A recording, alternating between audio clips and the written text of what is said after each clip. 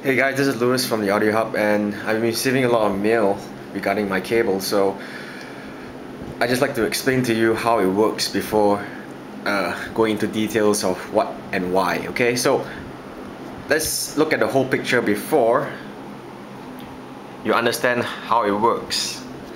Okay, so we start with the source, which is your iPod or your computer. Basically, it's actually the hard disk actually.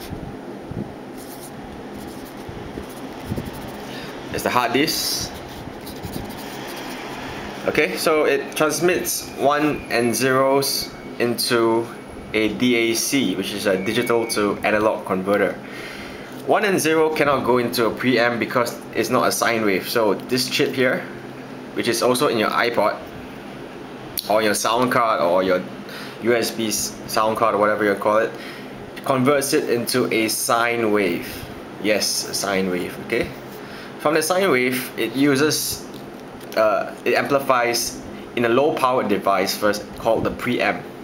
A preamp is less than 2 watts or 5 watts, around that. It's a very low powered device. And why is it so low powered? Is because it allows the increment of the attenuation, which is your volume control, to be more precise, so you don't have like a step of 10, 20, 30. It's like 0.1, 0.2, 0.3, so it needs to be low powered.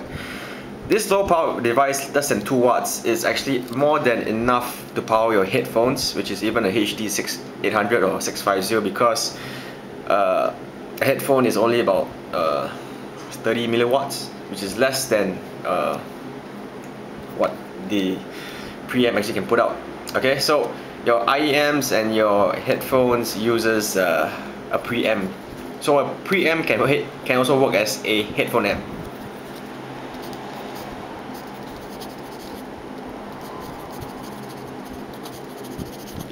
Alright, so moving on, after the preamp, it goes into your power amp. Okay, the power amp is actually a very high power device. It goes up to maybe 30 to 200 watts, and it's gonna be a big ass kind of thing. Okay, so preamp low powered, power amp high powered. That's the main difference. If you put the DAC into a power amp, yes, it can work, but it's gonna be extremely loud. That means you're gonna blast your speakers before you can even hear the music, so you go deaf before you even appreciate the music. So the cables you're gonna use from here, from a source to your DAC, probably gonna be not an interconnect, sorry, USB, or a digital cable, which is your coaxial or your optical. Of course, there are more variations at BNC and stuff like that, but let's not worry about that. So for your DAC into your preamp, it is a interconnect. This basically transmit the signals, the sine waves and all that. Okay. And from your preamp to your power amp, use another interconnect, which is actually transferring a low powered signal into your power amp. And from here, you use a speaker cable,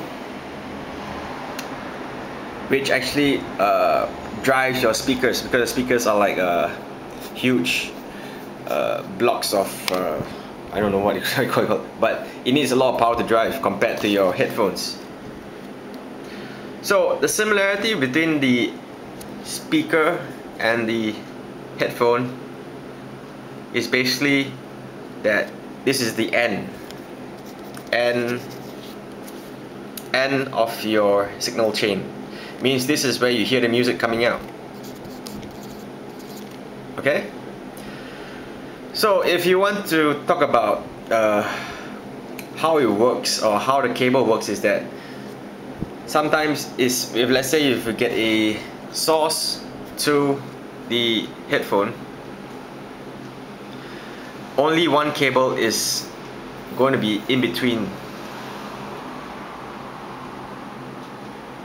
So how much influence is the cable is how many components are in between the signal itself, from here itself, the signal, all the way out to the music. So let's say if you're going to use an iPod iPod, okay, into a headphone, the only thing that's going to be in between this two is actually your speaker cable or your IEM cables or headphone cables or whatever, okay? So that is a very simplistic view of how it works and why it works, and it's a general rule that for myself, I mean, it's not a hard and fast rule, but for my observation is that the cables away from the signal influence the sound the least, whereas for IEM or headphone, it goes straight to your DAC. So DAC, your amplifier, which is usually embedded into your iPod. So that's how it is. So this is a digital chain. There is an analog chain which is using turntables, but that's another story for another time. Alright, this is Lewis from the Audiohub, and enjoy.